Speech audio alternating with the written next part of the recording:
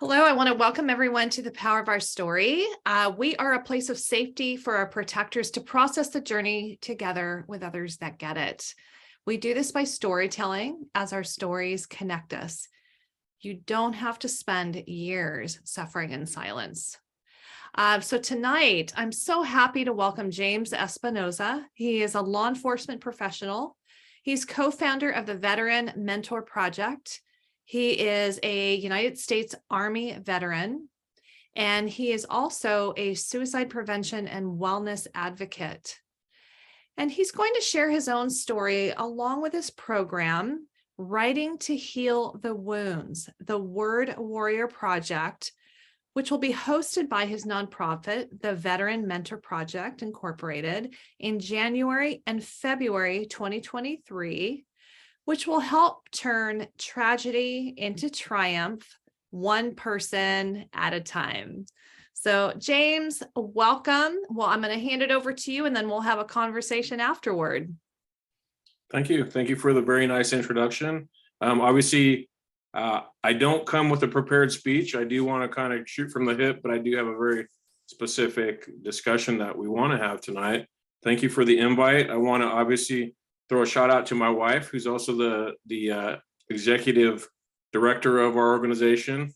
She's a yoga instructor and she's also an Army veteran. So this foundation or the nonprofit wouldn't have been founded if she and I had not kind of gone through some of the experiences we went through, and also losing my own brother to suicide. That was really the catalyst for this idea to come to fruition. So I actually lost my brother, who was a retired Army lieutenant colonel, to suicide in 2018, March 3rd, 2018 to be exact. I went through a very deep, dark journey of my own that you will hear my voice quiver at times. I can't promise that I won't cry, but you know, we're here to talk, to be real and talk these things out. One of the things that came of that was the Veteran Mentor Project, and also a very real journey for myself to discover, after, at the time, 15 years of law enforcement, plus military experience, all the training that I had been through that prepared me for battle, so to speak, didn't really prepare me for trauma. And when the catalyst of my brother's death occurred, I had to deal with many, many things, including repeating images and just guilt and so many things that ultimately, when you work through it and realize you have very little control over those things, it's a little easier to move forward. So just as a kind of that introduction, some of my background and training includes a crisis negotiation team as a SWAT crisis negotiator, a crisis intervention team trainer. I was an instructor and on the crisis intervention team. I'm an active shooter response instructor, firearms instructor, all these things that we do to kind of advance our careers, right? And along the way, you know, we're exposed to trauma, and we also have real life happening around us. So I really want to throw a shout out to my team as well, starting with Anthony Lehman, who's joined us tonight. He is our expressive writing facilitator.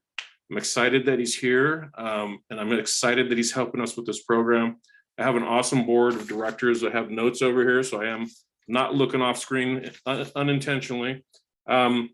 Dave Abrams is a retired Army colonel, combat veteran. Carlos Garcia, he's retired, or he was an enlisted Army guy, 2 tours in Iraq. Stella, who's a family member of ours, but also a mother of a Navy seaman, former police officer, now public defense attorney, Jared Wilford. He was a partner of mine on the streets. He was also a prosecutor for a short time. Casey Sutherland, he's a sergeant, a patrol sergeant in a local PD. Quinlan Folkstead, his brother was an Air Force veteran who also took his own life. A good friend of mine, Pastor Ed Lopez, is our treasurer.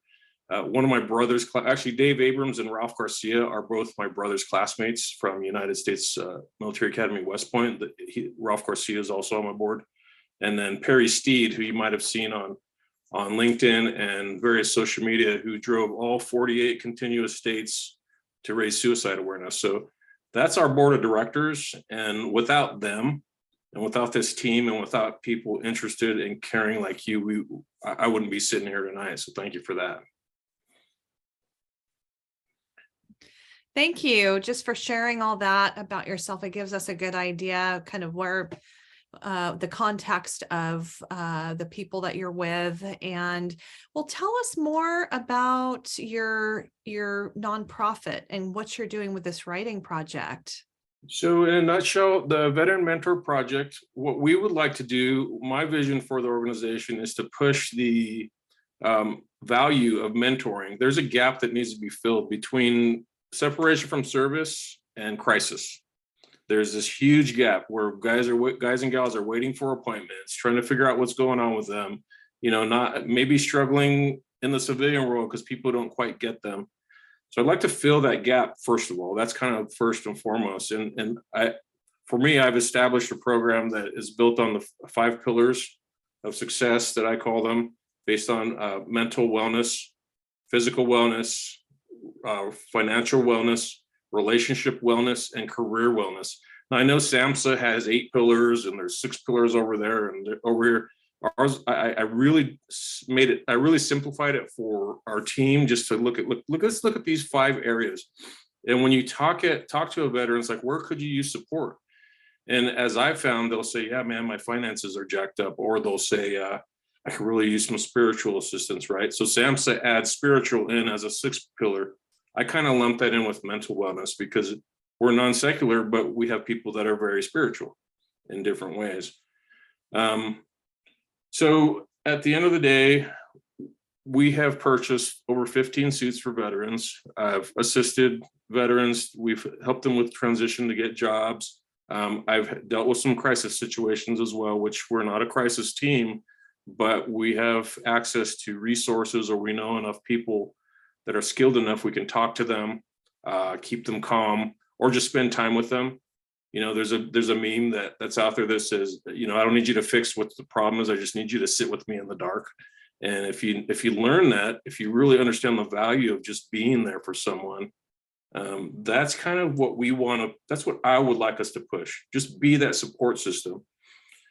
Now, 22-0, Save a Warrior, Mighty Oaks. There's so many good organizations out there that I've referred people out to. I've attended Save a Warrior. I've used 22-0. I've done a lot of things. I've been really intentional in my own healing. So I think I come to the table with some salt that when I talk to these guys and gals, I'm credible. And those are the people that we want to draw in. There's credible leaders that want to make a difference. So that's the nonprofit in a nutshell. When my own brother was kind of spiraling, he separated from service in 2013. So this goes all the way back 2013, March of 2013. My dad got sick, was diagnosed with cancer, and died within 3 months. So that's kind of my first big trigger trauma. My brother was out of work for a while. Fast forward 4 years and 9 months, my brother killed himself. Very violent way to end your own life. So when you look at those events and those triggering events for me in hindsight, and I look at his own spiral, that's where I've come up with the system to identify what was going wrong. At first it was the transition itself, the job. Where's my job coming from? Then he doesn't get the job, or the veteran doesn't get a job. Now their finances are struggling. Now people are pressuring to get a job or find work. Now your relationships are suffering, and you can just kind of see as each domino falls how it could affect a veteran. So we want to provide that support system, which is a good segue to talking about writing to heal the wounds, because that is an aspect of mental wellness that allows us the opportunity. We all have had basic psychology, or we understand how the brain works. We have an opportunity to release that stress that's stuck in our brain, that's stuck in our amygdala, that's keeping us in that fight or flight. We have a way now, a physical manifestation, a way to not only get that out of our brain, but also onto paper. And this program is more than James wants to write about an experience today, and then I'll be done with it. So it's a little more than just journaling. It is very intentional. there's a system to it where there is a 7-minute window for you to write very specifically about an event. And the way Anthony leads the program, there's 6 parts to the program. So each week, starting, I believe, January 14th, it could be wrong, we can correct those dates, but every Saturday morning for 6 weeks, we're going to have a different topic, but it'll start with acceptance writing the first week, then transactional writing, transformational writing the next week, poetic writing, storytelling, and then affirmative writing. And each of these is very purposeful, very intentional. And I can't reveal all the secrets because I'm not certified, so I don't want to do that and spoil the surprise, but the intentionality of it when you come through that is amazing, because we had a few people in the course. One guy was also one of my brother's classmates. He told me, I wrote about something that I haven't thought about in a long time, and I found that it really helped, right? So you may have something in there that's trapped that you don't even know. And the intentionality of the program can either kickstart or add to an already healing process that's in progress, so there's a lot of value in that. And I historically, I would like to write. I used to write all the time. I remember I had an incident when I was working the streets, and it was really a very traumatic incident with a man that was my age that died overnight when he was home for his dad's funeral. There's this whole sequence of events, and I was one of the responding officers. And I got home, long story short, I got home and I told my wife, I just said, something happened at work today. I can't talk about it. I'll let you know when I can, but just give me some space, That was one of the first times that I did that. And I literally, I think a day later, I turned the computer on and I wrote like a 3.5-page thing just about the whole event. And that release for me was huge. I wish I could find the writing because it was probably pretty intense, but I've always believed in writing as a form of healing. A little known fact about me, despite the way my resume is now, is my bachelor's degree is in art. So I had the benefit of getting out of the Army at 25 years old, going to college, and my parents preferred me to get a business type degree because we owned a family business. But I wanted to know what our customers knew working in the printing industry. So I chose to study graphic design. And in that process, what do you do in art school? I did all this stuff, this expressive stuff that was just, for me, it was really cool. So I felt like I unwittingly gave myself this way to decompress from where I thought I knew I was going with life. But the degree itself was very valuable to me in that way. And art as a form of healing is also very real to me as well. So the writing aspect is great if you enjoy writing.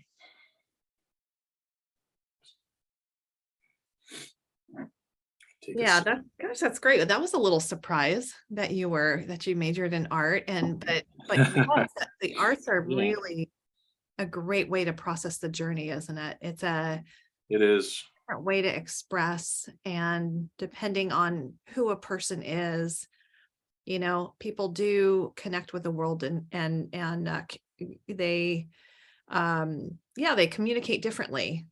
Yeah. Some people use music, some people use art, writing, talking, exercising together. And that's a great point. So one of the things about our program, and especially when I have the time to talk with our mentors and our mentees, is I'm not here, even as the president of the organization, I'm not here to tell you what you need to do to heal. I'm here to help kind of guide you to what you find will heal you, right? And when we're sitting around waiting for others to make us happy, we're waiting for others to heal us, it'll never happen until you dig in, you go into you, and you do the work. So I have a saying, I have a couple little sayings, but one of them is do the work, right? We see it everywhere, but as it applies to what we're asking people to do, as a mentee, we're going to be there. I'm going to be there. You need to do the work, right? It's not going to mean anything to you if I did it for you. I've already done it. Yeah. That makes sense. And I have my own journey. I'm still healing. I would never, I'm here talking with you today because I'm still working on my healing daily. I have days I want to stay in bed just like everybody else. I have nights that I sit on the couch and watch TV and cry, and I have days I feel really energized. But fortunately for me, and at this stage, I'm at almost 5 years past my biggest hero taking his own life, my older brother. I'm at the point where the good days outnumber the bad. And that to me is a huge progress. And the things you see me post on LinkedIn or our discussions, my exposure to Anthony and all of you, and to see you all here live and in color is really amazing to me, because all of these connections here, every single one of them has come from a social media website, LinkedIn, and most of you I'm connected with. And I think too, James, we all understand in a way, what it is like to deal with trauma, the fight to figure out the way out of it and to thrive. And so that's why we always say, you've got another family here. You have another tribe here, because we do understand how hard the process is and how painful it is. Yeah. And I really appreciated our talk too a while back. I just appreciated how open you are. Even just kind of understanding, I mean, it was a different family member for both of us, but I do share, what it is like to lose a family member to suicide and, be blindsided and, have to wrap your mind around that and figure out this new world, that we just entered into, the club that we never wanted to be in. So, so I do really, I feel for your journey, and I'm also really proud of you. You have taken this pain and really creating some exciting things. So I appreciate that. Yeah, I appreciate that. And we were talking a little bit offline, and that the intangible nature of being a wellness advocate or a suicide prevention advocate, right? Like, what does that mean? And it means to me that I have a hope that something that I do, something that you do, something that we collectively do will stop someone in their tracks from taking their lives, or stop them from hurting someone else, or help get them on that road to wellness, right? Something that it'll evoke some positive response, that they don't just sit there and wallow in their own sorrow. Because I'll tell you, the one thing that happened to me that I didn't expect when I really started to heal was when I attended the Save a Warrior program. I don't know if anybody's been through it, but when I came from there and I came back home after 3.5 days of this immersive, just with 12 other warriors, 12 warrior brothers, shout out to those guys too. I love them. We didn't serve a day in the military. We didn't serve a day in law enforcement. We haven't served a day in the streets together. We didn't know each other before we got there. But when we left there, we were brothers. And I came back and I told my wife, I said, I've never been high before, but if this is what it feels like, I know why people do it. Because I had been this complete release of whatever crap was there, just spinning in my head, that I wasn't even really aware of, that was just keeping me at this really high state of awareness, made me be really short with my family, impatient, all the things that we know happen with people that are processing trauma. It was amazing. I go, wow, this feels great. And eventually some things came back, some things resurfaced, or just like when you remove clutter from your room, what happens? Other stuff fills in where that you remove the clutter from. So it really opened my mind and my eyes up to see what it would feel like to be whole again. Because being in law enforcement for you guys and combat veterans and anybody who's seen one incident of trauma, if that image is stuck on repeat and you don't know how to release it, that's very dangerous. And if it's stuck on repeat and it's unintentional, because your brain is trapped, your physics like locked into your cells. So to have a way to release it, it just sent me on another journey. And I met Anthony, I met Daniel Jarvis with 22-0, and I freed up enough space. And I actually started the nonprofit before I attended Save a Warrior. And you guys may know Michael Shagru, I think his name is. Yeah, he's been on. Yeah. Yeah, I have a friend who's a Marine Corps veteran who I served with in law enforcement. He told me about the program. He's like, it was great. It helped me. And I didn't know Michael from Adam, and I met him on LinkedIn, and we just had some light conversation. And he says, you need to get your ass to Save a Warrior. And it just really took someone to say that for me to look into it and go. And I looked at my wife. I said, I'm going to go. I'm going to try this out. And all the cliches exist for someone in my profession to not want to do that, because you're afraid if you open your mouth, you're going to lose your job. If you open your mouth, people are going to judge you. If you let people know. So now I'm not shy about it. I'm not aware of any diagnosis I have. I don't wear it on my sleeve. I don't tell people, I don't broadcast it. But when I have the opportunity to see someone's eyes and they're hurting and I can be real with them, I make that connection. And that's critical. That is where you have the in to say, I've been there and I did this and you might want to try it. So there's power in that. That's great. Michael Segru is the one who told us about Save a Warrior. Yeah. And so that's great that you just shared that again. And I think that's what our group wants. We don't want people to suffer in silence. Yeah. We know that isolation is the enemy. And, when you hear other people's stories, it does help release, things that you go through that you don't have the language for until maybe you hear somebody else share it.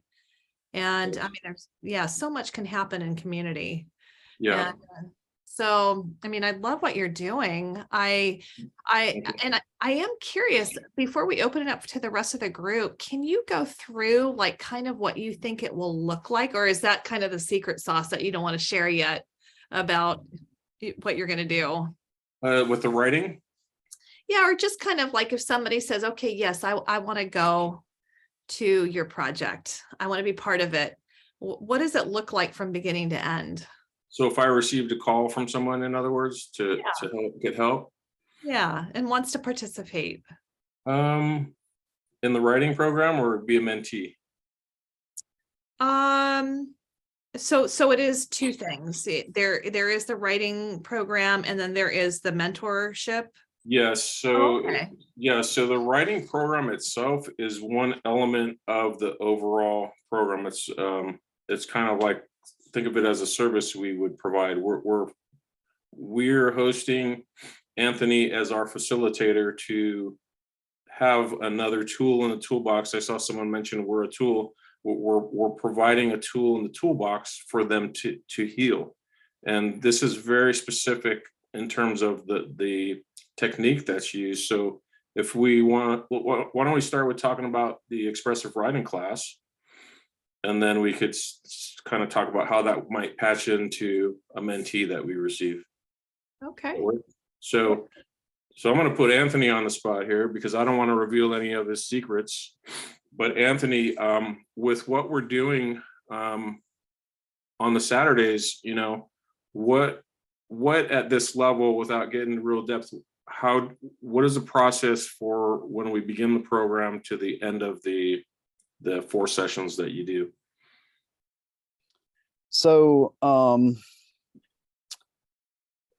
like to say that everybody comes with a blank slate.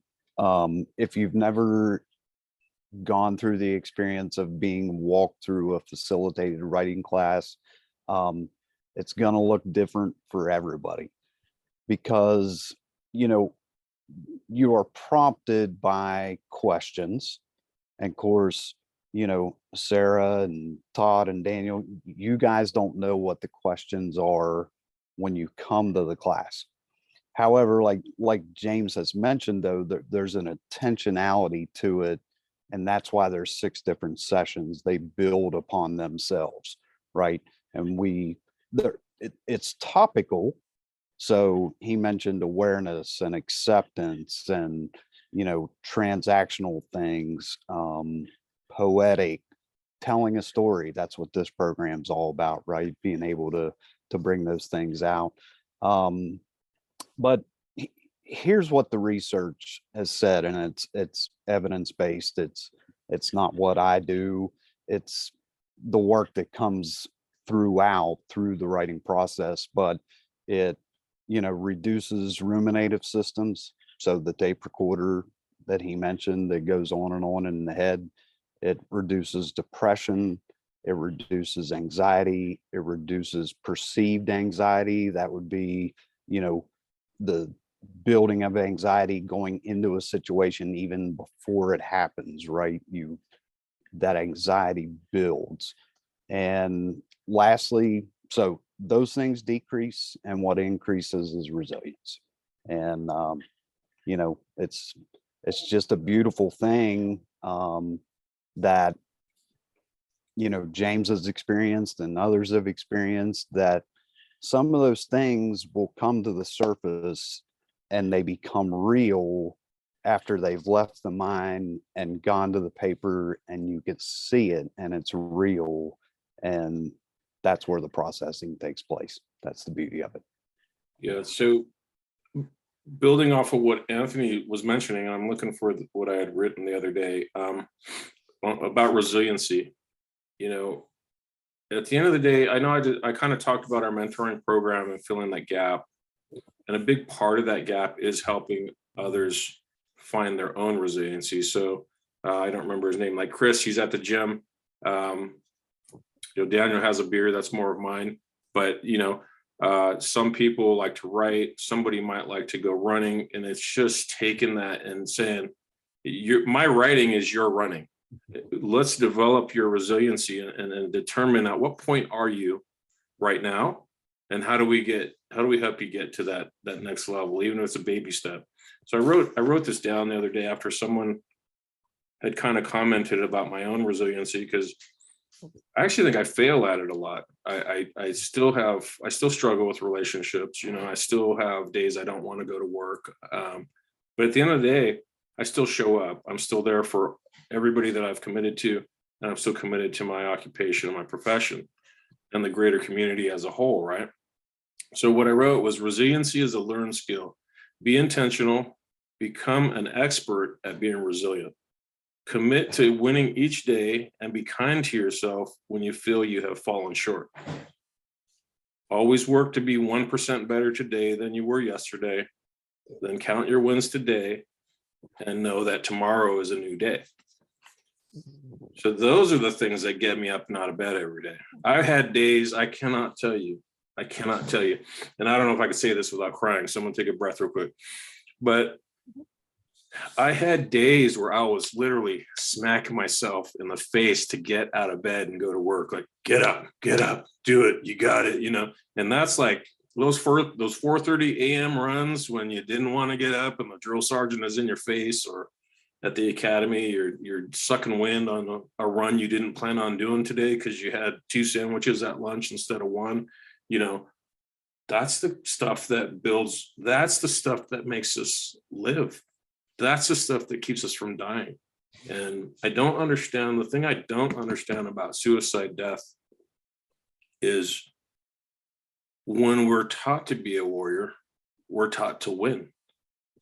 And I don't know where that plays in when they decide to take their own lives. And that's an aspect I hope I never understand. But at the same time, it's an aspect that I struggle to understand. So I would rather stay on this side of it to say, I want to help you build resiliency, and let's not go back there. But if you get there, let's start again. And I don't know where the heck this all comes from. I don't know where the drive comes from, but for me, it's very fulfilling. I love the relationships that I've built with really caring, genuine people such as yourselves. And I inject all of this learning into my program with the mentees anytime I can. I love this. Thank you so much, James. You're welcome. Thank you. Appreciate it. And I just want to open it up to everybody. Does anybody have any comments or questions? Oh, Terry. First of all, James, I really want to thank you for sharing and your vulnerability and sharing. I love the fact that you are actually implementing the dimensions of wellness. And one of the things that I know, I mean, in my coaching, how we do one thing is how we do everything. Mm. So when we do start to shift into that healthier paradigm and taking care of ourselves and saying yes to self, Mhm. it does all start to shift for everybody Sure. in that when we're moving in that direction. So I really love and respect the fact that in your program, you're actually incorporating so much for the people that you're helping. So thank you for that. I appreciate that. I think it's important to just build off of that. It's important to understand that one size does not fit all. And my wife loves yoga, and I die in yoga, you know. But it is not, we're not one size fits all. And when you could take a step back and recognize that, and I think that's a skill I developed through the years on the streets and talking from anyone from a gang member to somebody who wants to jump off a bridge, you know. I once talked a guy off a parolee, registered sex offender, wanted to die on the bridge, and I ended up part of the team talking him down. I didn't know these things when I was talking to him, and it has little to do with whether I would have tried or not, but I was still there at that time, and that's an event that replays in my head too, you know, and or replayed for a while. But those things all add up, and to understand that even what's got him off of there might not have worked for someone else. What got him down from the bridge was his cat.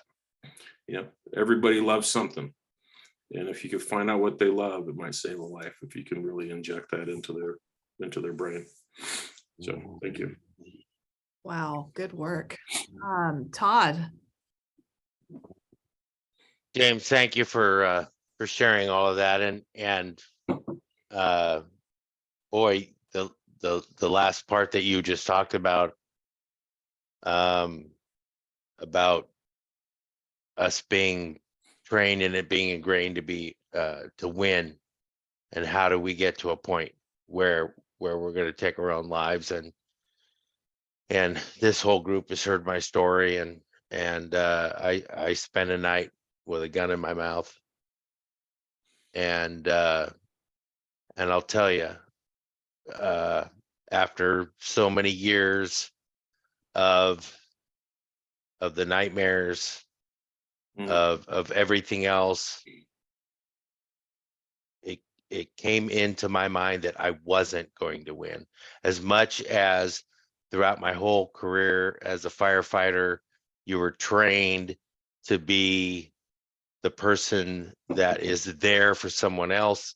You're trained to be the person that is going to come through, that's going to rescue that person, that's going to save that life. I was absolutely convinced that this battle, I was not going to win. And that's what got me to that point. Yeah, I can see that. And for you're talking about the writing, and for me, it's poetic writing. Mhm. And it's been incredibly therapeutic for me. And it's been what I guess I call trigger based. Mhm. Something will trigger. The first poem that I ever wrote was in 2001, and I was it was right in the middle of really the worst time for me. I'd been out of the department. I was forced to retire because of an injury.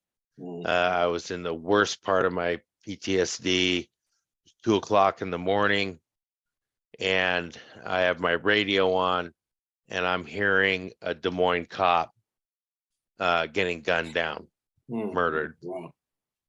And the next day, I hear about his 2-year-old son, Esteban, and I wrote a poem called "The Son of Valor Stolen."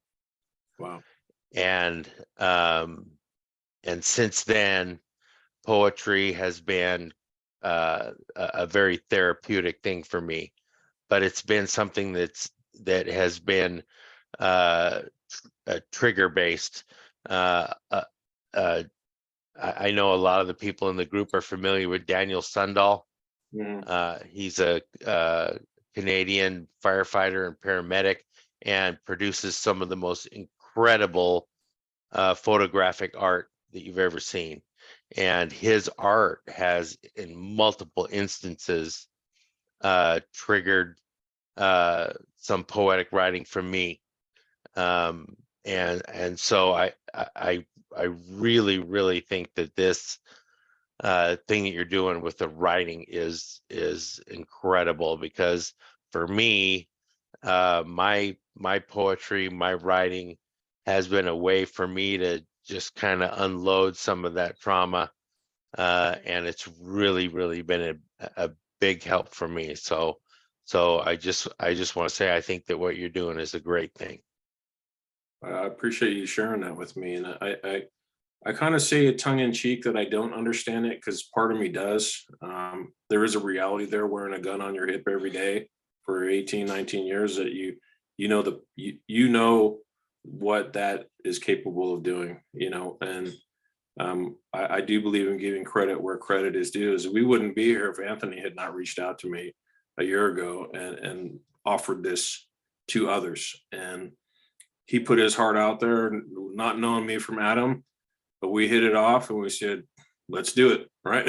And, at the great cost of losing, like I said already, the biggest hero in my life, to not do anything is not in my bones. I'm going to try something. And if this helps others, and we have a fantastic facilitator and we have a platform to share it, we're going to do that. And also that image we have, the Writing to Heal the Wounds image, Reggie Ordonez from, can't remember the organization he's from, but many of you may be connected with him. It'll come to me in a minute. He created that image for us. So that's how this village is so put together. Is we talked to him about trying to maybe get something going. And from that, I got that great little image with that said Writing to Heal the Wounds on it. So I appreciate that feedback. Wow, that's great. Thanks, Todd. Chris Gregorio. Good evening. I really appreciate you sharing. And what I appreciate the most about that is that the vulnerability is a lot of folks on here, but you also have that follow-up with your nonprofit to help people immediately, and not always just necessarily referring out to 22-0 or some of these other organizations. I think part of the most important part about this base or the platform is having grown-ass dudes, and I speak particularly about guys here, so I apologize, but having other grown-ass dudes that are men, solid men, showing that they can be vulnerable without losing their stinking manhood. And I think that that's a big thing to try to overcome, especially in society today where they're talking about toxic masculinity and all these different things. So to have other dudes come on here, and we've had many, that's a big deal to help people get over that hump. That vulnerability allows people to say, hey, as my brother David Perez says, me too. That's one of the strongest things that you can tell somebody, is that I've struggled with that too.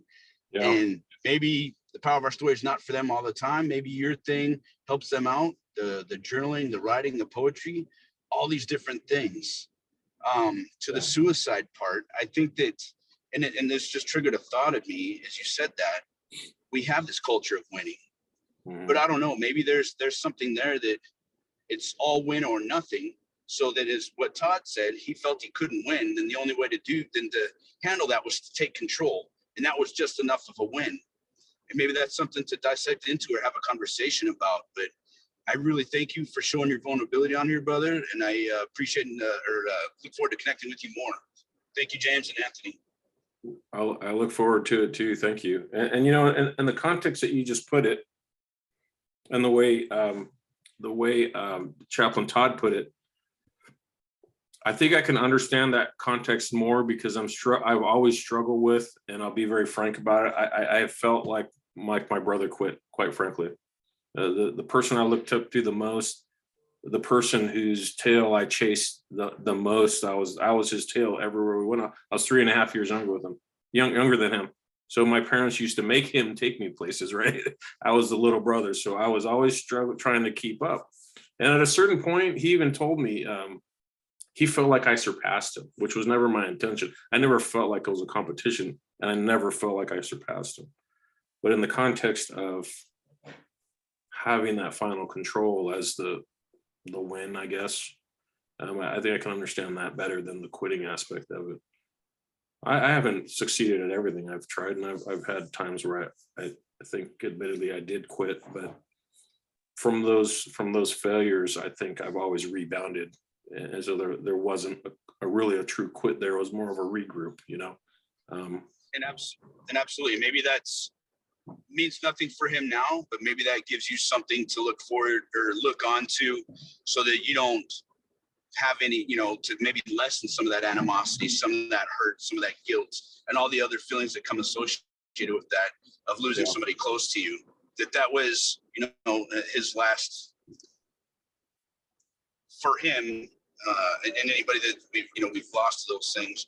That was their control, was their last victory, and see them again in Valhalla, right? Yeah, I mean that is a definite new way for me to look at it, and it's a way for me maybe to also to connect with others on those grounds. It's a good point. I've heard too, do you know Doc Shauna Springer, James? Yes, well, through the connection with Michael Shagru. Yeah. Okay. Yeah. She wrote Warrior, and she has some great insight in there. One thing she said, and I don't remember the exact language that she used, unfortunately, because she expressed it really well, but she was talking about the training, that you get as a veteran, as a protector, to, because the mission, you take out the enemy, or, what is, or you check out the vulnerabilities. And if you think that you're the enemy, and especially if you're in trauma, that can be maybe a trigger to take yourself out.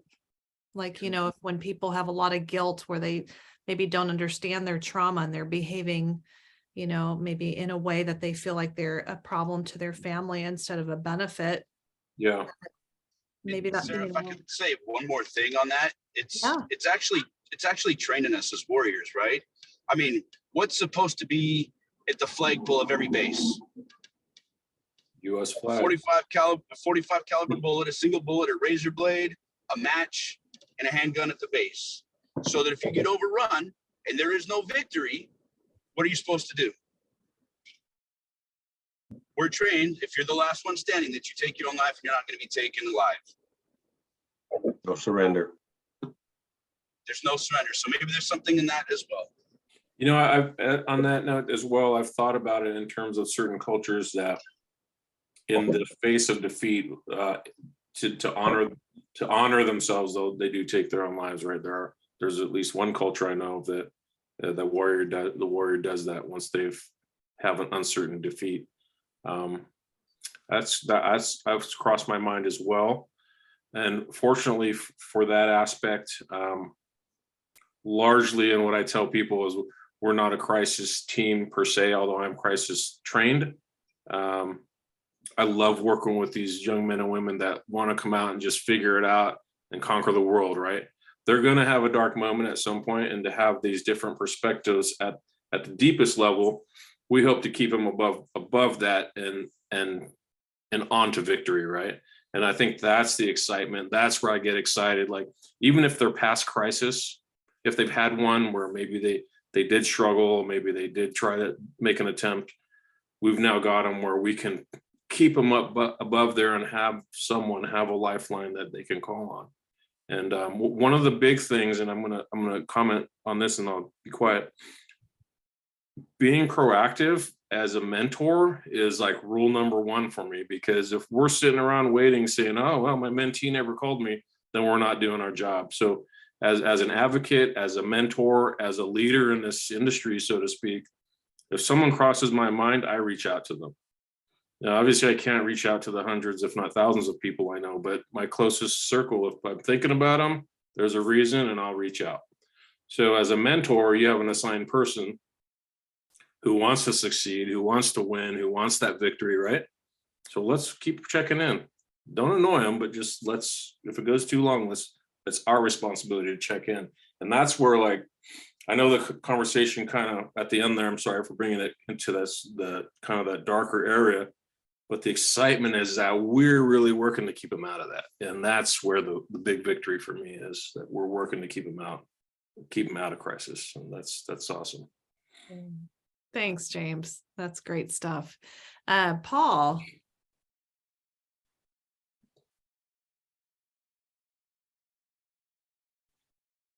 There's. Thank you. James, first off, thank you very much for what you shared this evening. Thank you. It really is appreciated. Thank you. I have 4 things that come to mind. The first is the best we can hope to do is one person at a time. Yeah. Now, some of those situations involve groups, no question about it. There's nothing wrong with that at all. But if we're attempting to alleviate pain and all of the other conditions and circumstances that you and others have talked about, it generally gets down to one person at a time. And you made an important point, and that is that we need to meet people where they are, yeah, instead of trying to drag them to where we are. Yes. Because that is the only way that in some cases you're going to be able to effectively communicate with them, is get down on the ground with them or whatever it takes, emotionally, spiritually, psychologically, in order to gain trust, which is the first thing that's necessary in order to achieve acceptance of what you're saying to them. If Yes. they don't think you're authentic, or they don't think that you know what you're talking about, it's just noise. Yep. And anything that you say turns out to be just noise. Second thing is, and I know about the experience with the bridge. When I was on the streets, I was a sergeant, and I had another sergeant who was in the station at the time. And a guy who at that time was my roommate, also a police officer, had responded to a jumper. Mm. And he was ill-equipped to deal with a jumper, but he was the closest guy there. And so you take what you can and you do the best that you can with it. Yeah. But the sergeant said, "Oh, that guy's a drug dealer." It's just almost to be dismissive, Yeah. because of that guy's circumstances. And Mike, the guy that was on scene, picked up his radio, and back in those days, these were bricks for radios. And he said, was a drug dealer. The guy had gone over the side. And Oh, wow. the whole department just came to a grinding halt for a few minutes. Yeah. Because it is about as brutal as you can get in terms of win-lose, or how it affects you emotionally, and so that brings me to the next point, which is, instead of feeling guilty about it, we have to ask ourselves, was that the best we could do? Did we do everything that we could with the resources we had, the time, the location, all the rest of that? And once we understand that, and we know that we did the best that we could, we don't need to feel guilty about somebody else's commission of an act. Right. And finally, the issue of perfection. If we were perfect, we wouldn't need forgiveness. Mhm. And we're not perfect. And so we have forgiveness as a gift. And occasionally we need to use it. And it's with ourselves as well as anybody else. And that'll relinquish my time. Yeah, big time. I can imagine that was difficult. I can empathize in several scenarios. We all have stories for days. It comes to mind for me, at least, where I had a scenario where we saved a gentleman who tried to take his own life with gopher bombs and a lawnmower, and we saved him that time. But 3 months later, he was successful. And you just never know. These things give us chills thinking about it, but this is real life. This was real life happening to these people.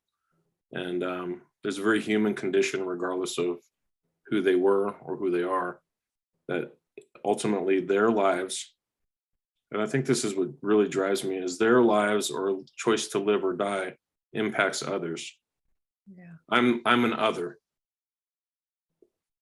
I'm the guy impacted by that decision. And I've had to fight not to MF my brother anymore every day. And I stopped doing that about a year ago. And for that's huge. That's certainly progress.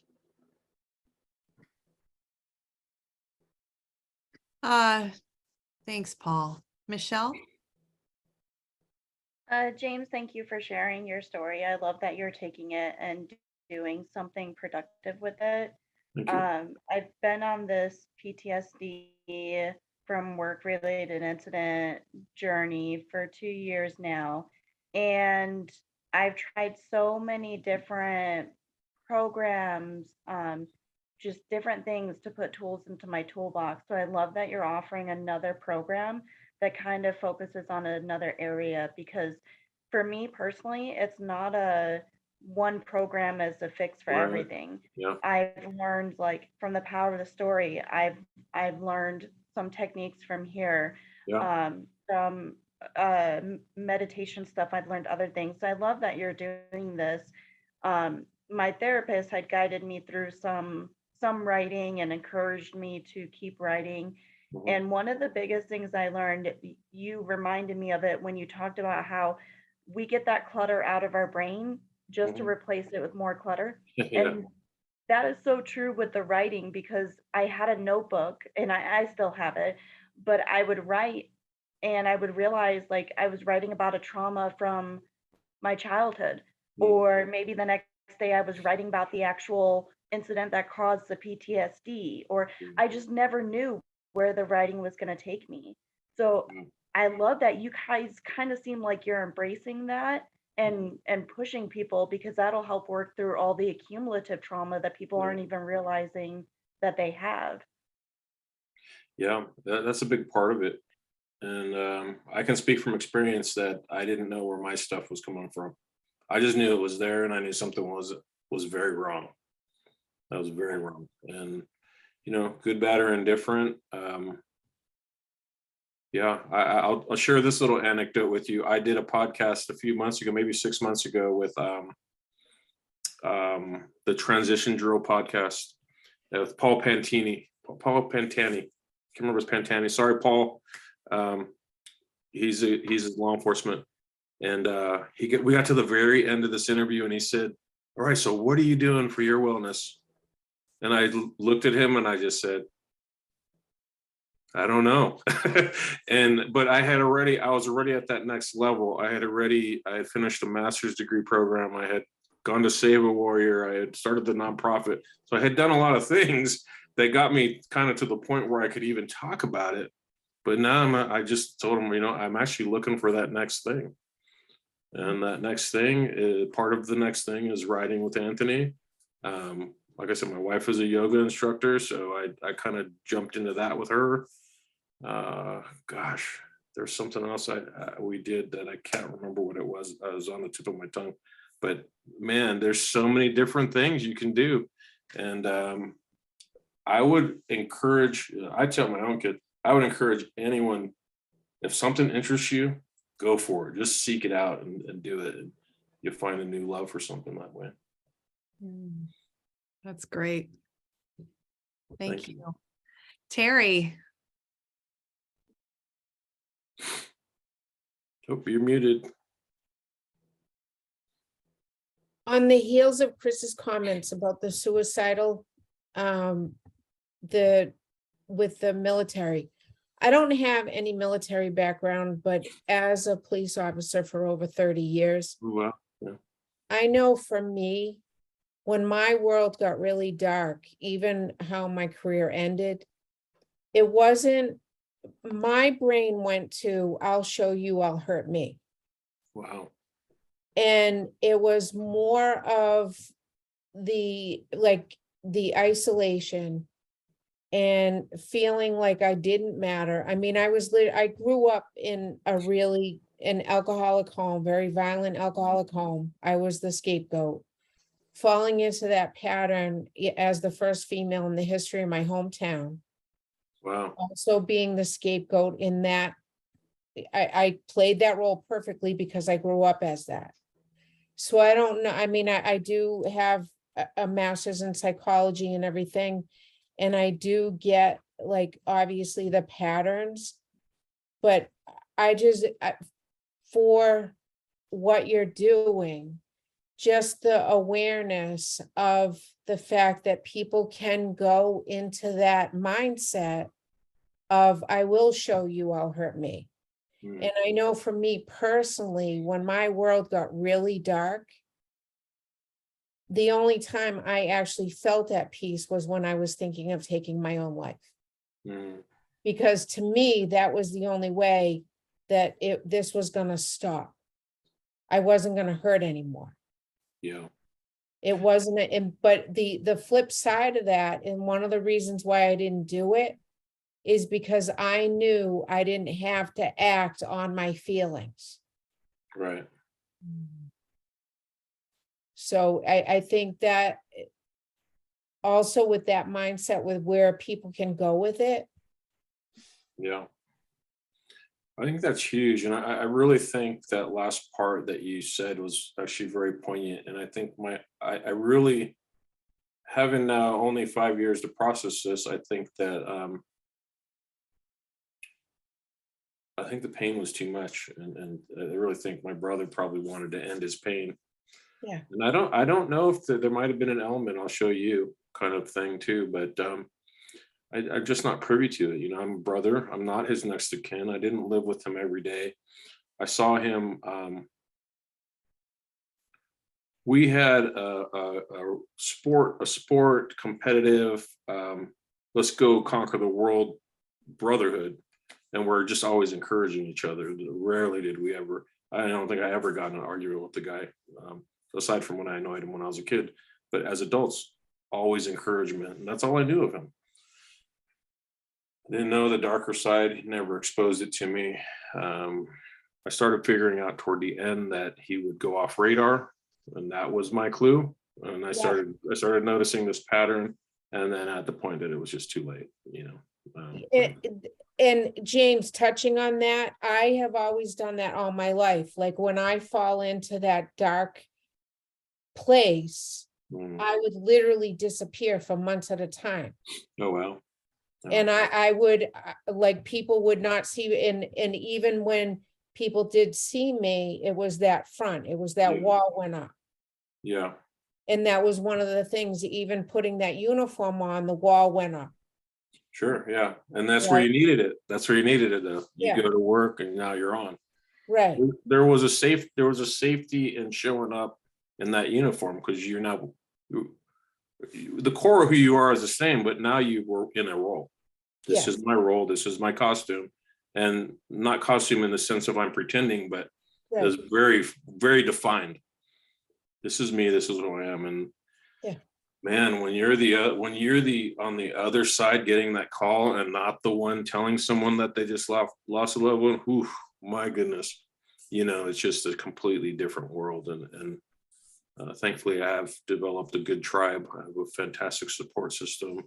I plan to be here for decades if my body and mind hold up. But, you know, I just hope that we can keep helping others and supporting people through this and bring those numbers down for both first responders, veterans, and everyday folks. I mean, it works for everybody.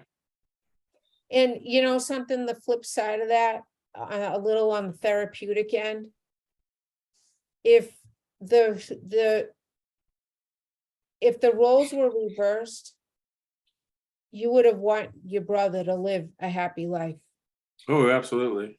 Yeah, no, and I don't think he took that with him to say he want me to be miserable. I have his, like, I lost 3 years of recordings on my phone after he passed away, and didn't bother me a bit. His voice is burned into my head, and what I think he would tell me, it's there. You know, what I had to get over was the fact that I wanted to throat punch him to hear what his encouragement would be. If that makes sense. So I was just so angry that he could do this to us, you know. And there's a whole nother story there that would be just heartbreaking to hear.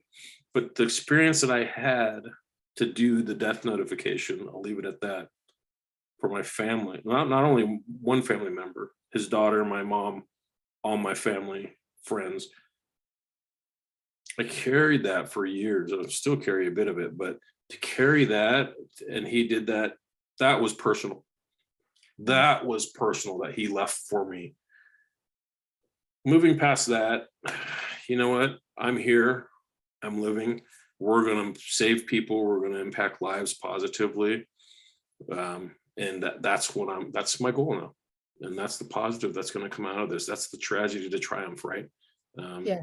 And I acknowledge I'm not perfect. I acknowledge I'm still working on it, and I'm not here because I figured it all out. I'm here because I haven't figured it out, you know, and it's a good place to be. I have a great people around me. So I'm proud of it. Thank you. Thank you. Yeah, I'm proud of you too, James. How do you feel like this has impacted you as a person, as far as like, how has it changed you in a positive way going through this trauma? Oof. So on the heels of what I just finished saying,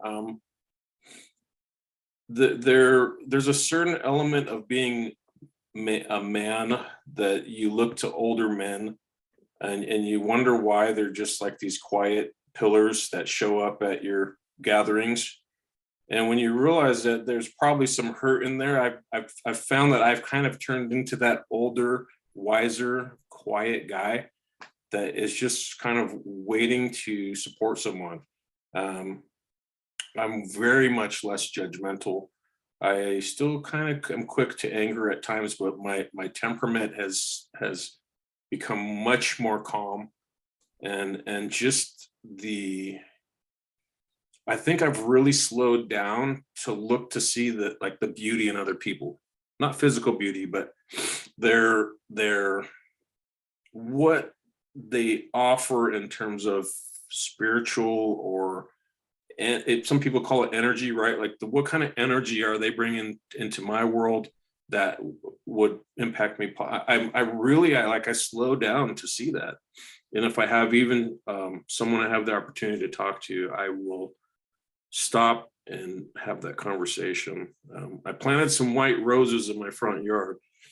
My mom loves white roses. She's still with us, but my dad, when he was on his deathbed, when he was asked, my mom asked him what he would do different if he had it to do over again, and he said he would have stopped to smell the roses because he just worked just to make a living, make a life for us, you know. So I think some of that has transferred to me, and I'm trying to live that. And I think that's the positive that's come out of it. I've really kind of slowed down to see the beauty in others. Well, that's great. I have felt too a humility, like when we were talking on the phone, and I think just how you're presenting, just kind of what you're doing, and just how you're doing on the inside, and your thoughts and your process. It just sounds very humble too, and that's a really great quality. Thank you. Yeah, thank you, James. I really appreciate you coming on. Is there anything that you want to leave us with tonight? No, I think I got a lot out there. Let me think for a half a second here. Sure, take your time. One of the things I do want to do is ever since my brother passed, starting with my, I got the West Point shield tattooed on my forearm. I don't know if you can see it or if you're familiar with it, but I also, and as much as I love writing, I also enjoy getting tattoos. So I do believe in tattoo therapy as well. So that is something else that I want to do someday, and maybe pay for some veterans to get some tattoos as a form of therapy. But I'm constantly evolving, and I want to, that's a great one, Chaplain. I'm constantly evolving, and I think if I could leave any message to anyone out there, it would be to keep evolving and finding that your path to healthiness, to being well, because there is a lot of beauty out there, and there's a lot of beauty in others, and if we allow it in, it can really change our lives. Thank you, James. Thank you. Amen.